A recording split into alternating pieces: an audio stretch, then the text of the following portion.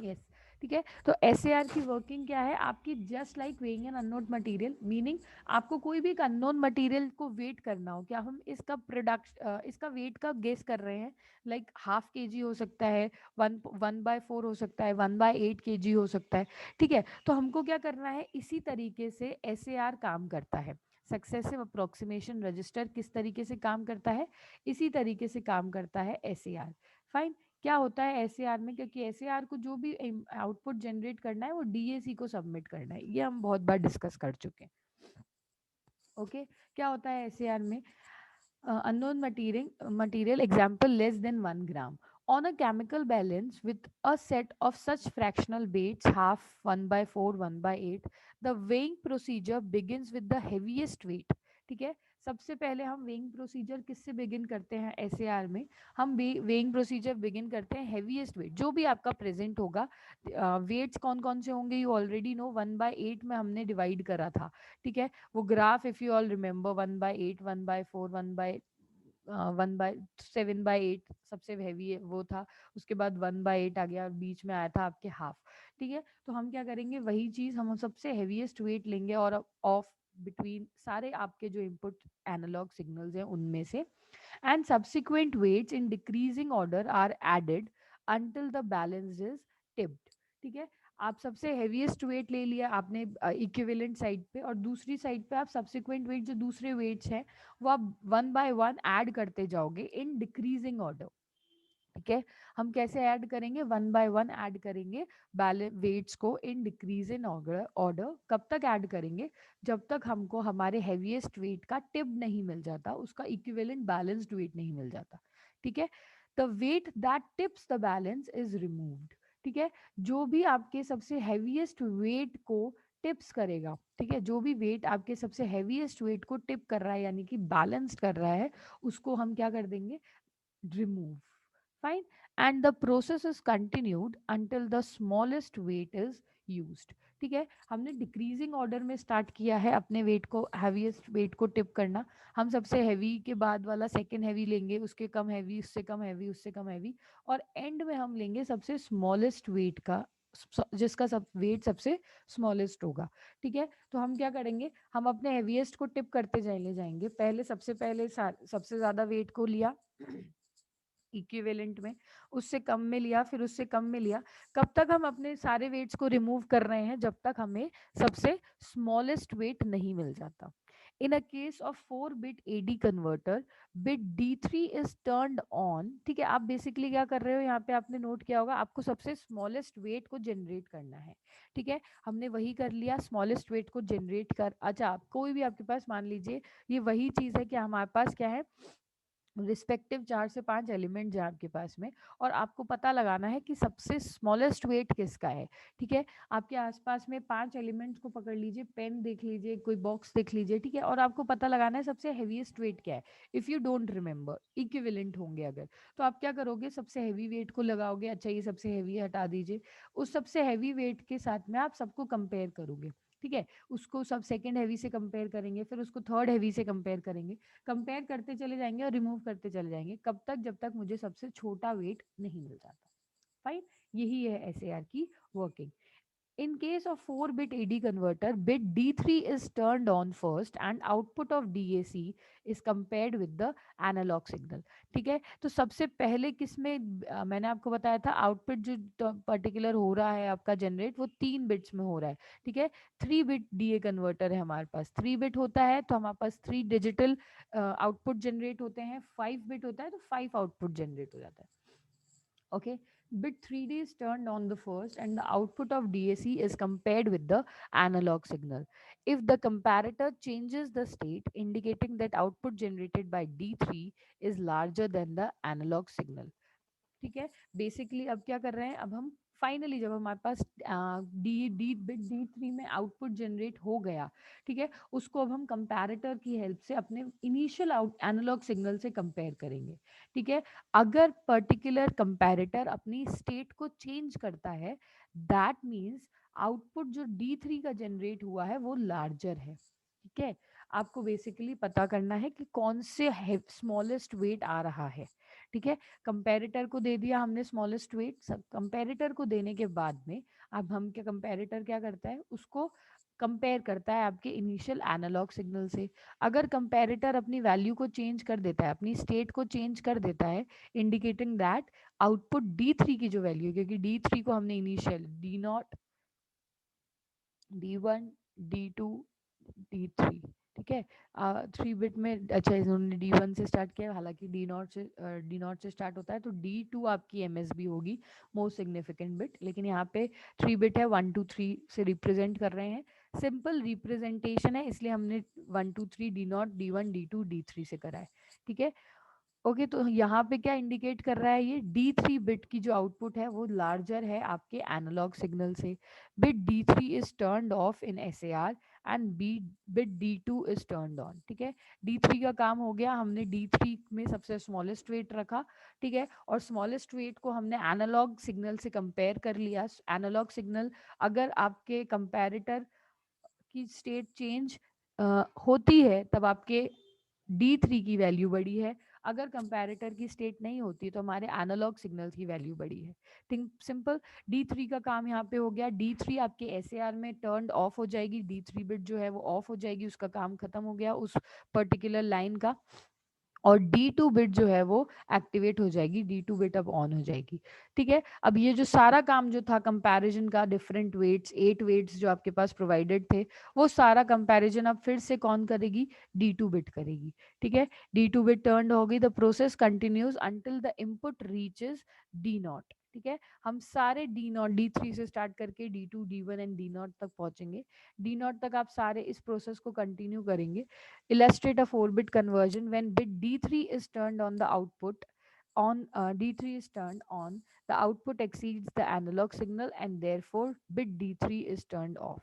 When the next 3 successive bits are turned on, the output become approximately equal to the analog signal. ठीक है, जब आपके value analogue signal से ज़्यादा हो रही है तब हम उस पर्टिकुलर डिजिटल सिग्नल्स को डिस्कार्ड कर देंगे, और अगर अप्रोक्सीमेटली इक्वल आई है दोनों SAR का वैल्यू और DAC की वैल्यू कंपैरेटर में, हम उस पर्टिकुलर सक्सेसिव अप्रोक्सीमेशन रजिस्टर की वैल्यू को एक्सेप्ट कर लेंगे, यानी कि उसको हम फाइनल इक्विवेलेंट डिजिटल सिग्नल बोल सकते हैं। ओके, ठीक है, तो this was all about SAR। हमने उसकी वर्किंग बेसिक कंसेप्ट देखे। Analogue to digital is most important, ठीक है, डिजिटल टू एनालॉग में आपको यही पूरा प्रोसेस सेम मिलेगा, राइट। एनालॉग टू डिजिटल में हमने पहले बेसिक कंसेप्ट देख लिया, बेसिक कंसेप्ट के बाद वी हैव डिस्कस्ड कि क्या वर्किंग होती है SAR की, ठीक है। SAR में 3 मेन एसेंशियल एलिमेंट्स होते हैं, SAR, DAC और कंपैरेटर, किस तरीके से ये तीनों कनेक्टेड किए जाते हैं, एंड फाइनली आपको इसकी वर्किंग बताई गई कि कैसे SAR अपने आउटपुट प्रोड्यूस करता है DAC के लिए, ठीक है। बैलेंस टिप्ड वाला प्रोसेस पूरा फॉलो करेंगे, D3 बिट पहले करेगी, फिर D2 करेगी, फिर D1 करेगी, अप टिल D0 करेंगे, ठीक है। जब आपको पर्टिकुलर कंपैरेटर आपकी अपनी स्टेट चेंज कर लेता है, दैट मीन्स D3 की वैल्यू बड़ी है आपके एनालॉग सिग्नल से, उस पर्टिकुलर एनालॉग सिग्नल को हम एक्सेप्ट नहीं करेंगे।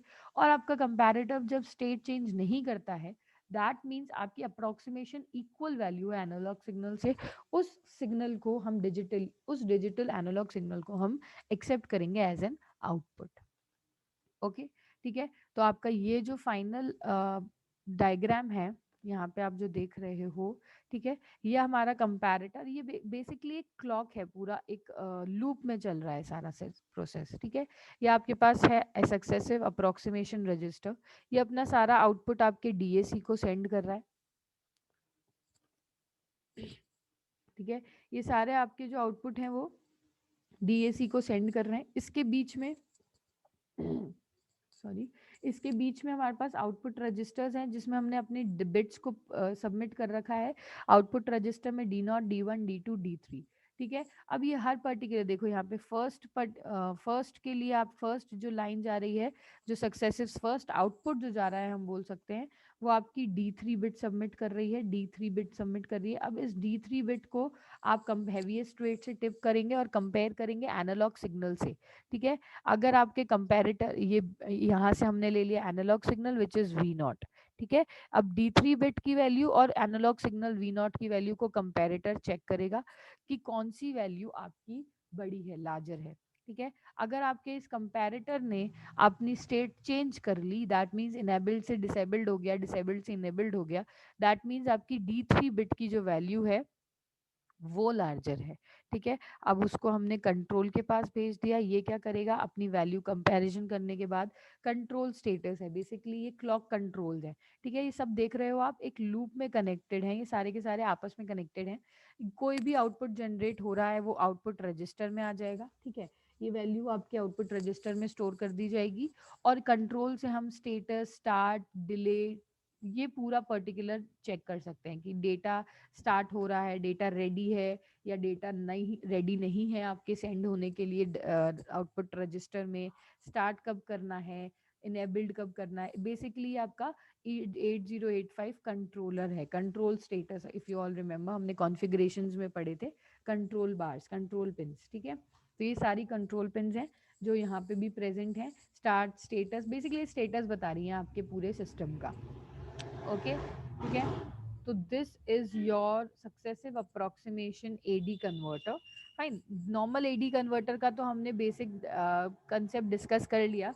ये आपका सक्सेसिव अप्रोक्सीमेशन एडी कन्वर्टर है। इसमें सिंपल कंपैरेटर है, डीएसी है, एसएआर है और एक कंट्रोल लॉजिक है जो इन तीनों को कंट्रोल कर रहा है। ओके स्टूडेंट्स, यहाँ तक किसी को कोई डाउट है तो पूछ लीजिए। आई होप आवाज आ रही है सबको वॉइस में। चलिए ठीक है, कोई बात नहीं। तो रजिस्टर्स क्या है बेसिकली बता ही देती हूँ क्योंकि कोई रिप्लाई कर नहीं रहा है। बीएससी आप रिप्लाई नहीं करते हो, वैसे ये बात गलत है। बिल्कुल चुपचाप सुनते हो, नहीं सुनते हो, हाउ कैन वी जज, राइट। चलिए 5 मिनट बचे तो रजिस्टर डिस्कस कर लेते हैं। रजिस्टर क्या होता है ना, बेसिकली जैसे कोई भी पावर सप्लाई आप दे रहे हो, ठीक है, तो अगर पावर सप्लाई हम एक साथ में प्रोवाइड करेंगे, ठीक है, आपको क्या लगता है कि पावर सप्लाई अगर आपके साथ एक साथ प्रोवाइड किया जाए, आपके पास वोल्टेज या करंट आपको एक साथ इकट्ठा, मैं शॉर्ट में बता रही हूँ, ज़्यादा हम फिजिक्स की डिटेल में नहीं जा रहे, ठीक है, मैं शॉर्ट में बता देती हूँ हल्का सा कंसेप्ट, रजिस्टर होता क्या है। ठीक है। अगर एक साथ करंट सप्लाई किया जाएगा तो may be there is crash, chances हैं कि हमारा इतना पावर सप्लाई, इतना करंट सप्लाई हमारा कोई भी इक्विपमेंट, कोई भी प्रोसेसर नहीं झेल पाए। ठीक है। अब यहाँ पे आपको क्या लगता है कि आप अगर आपके लिखा हुआ है 10 वोल्ट्स, ठीक है, 1 एम्पियर करंट, हर आप देखना आज टास्क है आपके लिए, फिजिक्स का टास्क है थोड़ा सा, आपके चार्जर्स में ना, आपके हर चार्जर में कोई सा भी माइक्रोवेव ओवन का होगा, फोन का होगा, उसमें करंट और वोल्ट अप्लाइड होगा, करंट और वोल्टेज आपको प्रोवाइड किया जाता है कि अच्छा इसमें इतना करंट ये लेगा और इतना करंट का टेम्परेचर, इतना करंट ये लेगा 1 एम्पियर और टाइम भी 10 एम्पियर अलग अलग होते हैं। ठीक है। और इतना वोल्ट पावर सप्लाई पे ही काम करेगा। फाइन। तो वो जो इक्विपमेंट्स में जो भी पर्टिकुलर इक्विपमेंट है, चार्जर हो गया, माइक प्रोसेसर हो गया, माइक्रोवेव ओवन हो गया, उसमें आपको क्या लगता है इतना करंट डायरेक्ट जा रहा होगा?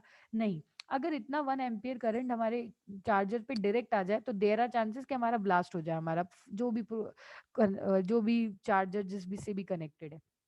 ठीक है। तो वहां पे हम प्रोवाइड करते हैं रजिस्टर्स। ठीक है। बेसिकली क्या होते हैं रजिस्टर्स, क्या होते हैं बेसिकली एक ड्रॉबैक, बेसिकली एक ड्रॉबैक नहीं कह सकते, करंट में और वोल्टेज में ना एक स्टॉपिंग फोर्स होता है। जैसे आप स्पीड में चल रहे हो, ठीक है, स्पीड में चल रहे हो, आपके पास स्पीड ब्रेकर आ गया तो क्या हो गया कि आपकी स्पीड थोड़ी कम हो गई, हमने डेड नहीं कर ली अपनी स्पीड, हमारी स्पीड थोड़ी कम हो गई स्पीड ब्रेकर पे, और speed breaker after speed breaker हम वही स्पीड के साथ में वापस आगे बढ़ सकते हैं। ठीक है। फिर से कोई स्पीड ब्रेकर आ गया तो फिर से हमारी स्पीड कम हो गई, फिर से हम कंटिन्यू कर सकते हैं। तो registers are that only. Registers क्या होते हैं आपके बेसिकली करंट और वोल्टेज में एज इन स्टॉपेज फोर्स काम में लिए जाते हैं। अलग अलग टाइप के होते हैं, पैरेलल और सीरियल रजिस्टर, इन दोनों के काम अलग होते हैं। कोई रजिस्टर्स का फोर्स को कोई रजिस्टर का स्पीड को ज़्यादा तेज करने के काम आएगा, कोई रजिस्टर स्पीड को कम करने के काम आएगा। तो स्पीड ब्रेकर की तरह इस रजिस्टर को कंसिडरेशन में आप ले सकते हो। ठीक है। तो जब हम रजिस्टर्स को यूज़ करते हैं, क्योंकि देखो यहाँ पे क्या करना है, आपके एनालॉग सॉरी डिजिटल को एनालॉग में कन्वर्ट करना है। अब डिजिटल तो हो गया आपका कंटिन्यूस सिग्नल और एनालॉग होता है डिसकंटिन्यूस सिग्नल। तो जब हम डिजिटल को एनालॉग में कन्वर्ट करेंगे तो अगेन डिजिटल में तो हमारे पास बहुत सारे सिग्नल्स हैं, एक्यूरेट सिग्नल्स हैं, 23 डिग्री टेम्परेचर, ठीक है, हमारे पास एक्यूरेट बाइनरी रिप्रेजेंटेशन है। अब हम वापस से जब इनको एनालॉग में कन्वर्ट करेंगे, डिसकंटिन्यूस प्रॉपर्टी में कन्वर्ट करेंगे, तो we need a stopping force for that, right. As it is हम पूरी की पूरी वैल्यू को कन्वर्ट नहीं कर सकते, पूरे के पूरे मेजरमेंट्स को कन्वर्ट नहीं कर पाएंगे, तो हमको क्या किसकी जरूरत पड़ेगी, एक स्टॉपिंग फोर्स की, और वो स्टॉपिंग फोर्स होता है हमारे पास रजिस्टर्स। तो हमने क्या किया, जो हमारा मल्टीप्लाइंग डीएसी को, नॉर्मल डीएसी को यूज में ना लेके हमने अपने मल्टीप्लाइंग डीएसी को यूज में लिया। नॉर्मल डीएसी भी यूज में ले सकते थे, अलग अलग इक्विपमेंट्स नॉर्मल डीएसी भी यूज लेते हैं।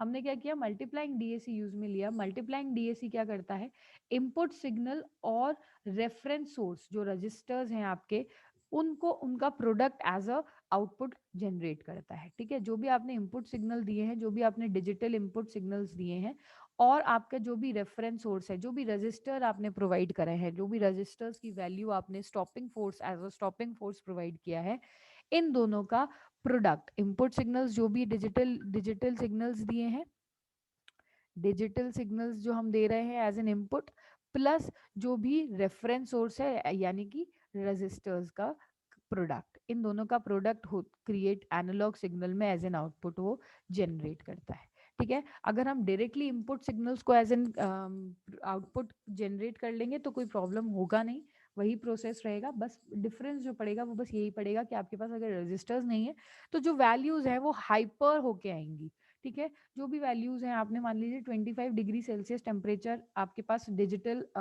रेफरेंस है, ठीक है।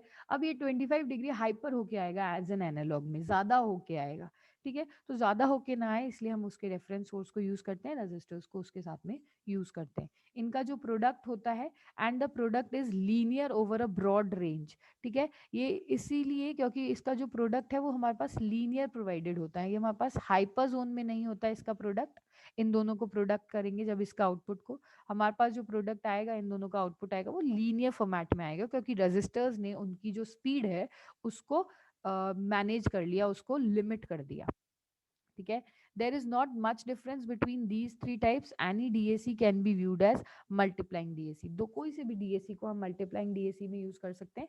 बस आपके रजिस्टर्स का डिफरेंस रहता है कि मल्टीप्लाइंग डीएसी में you use registers, and normal DAC digital analogue converter में हम रजिस्टर्स को यूज में नहीं लेते हैं, ठीक है। DA converters are available as integrated circuits. Some are specially designed to compatible with the microprocessor. Applications are कहाँ कहाँ पे हम DAC कन्वर्टर्स को यूज करते हैं, digital to analog, volt meter, peak detectors, panel meters, programmable gain, attenuation, stepping motor drive, ठीक है। Stepping motor 7 segment LED, ये तो हमने डिस्कस किया भी है, तो वहां पे भी आप डिजिटल सिग्नल्स को एनालॉग में कन्वर्ट करते हैं, ठीक है। चलिए, तो नेक्स्ट क्लास में इसका बेसिक जो इसकी वर्किंग है वो सेम ही है, ठीक है। इसकी वर्किंग आपका सेम ही है, बस आपका हल्का सा डिफरेंस बस ये पड़ जाएगा कि यहाँ पे अब 3 इनपुट लाइंस हो जाएंगी और 1 आउटपुट लाइन हो जाएगी, वहाँ पे 3 आउटपुट लाइन थी और 1 इनपुट लाइन थी, तो यही डिफरेंस है, बाकी इसका सेम ही है। कल अपन एक और बार डिस्कस कर लेंगे और फिर हम स्टार्ट करेंगे हमारी फर्स्ट यूनिट। यस, किसी को कोई डाउट है यहाँ?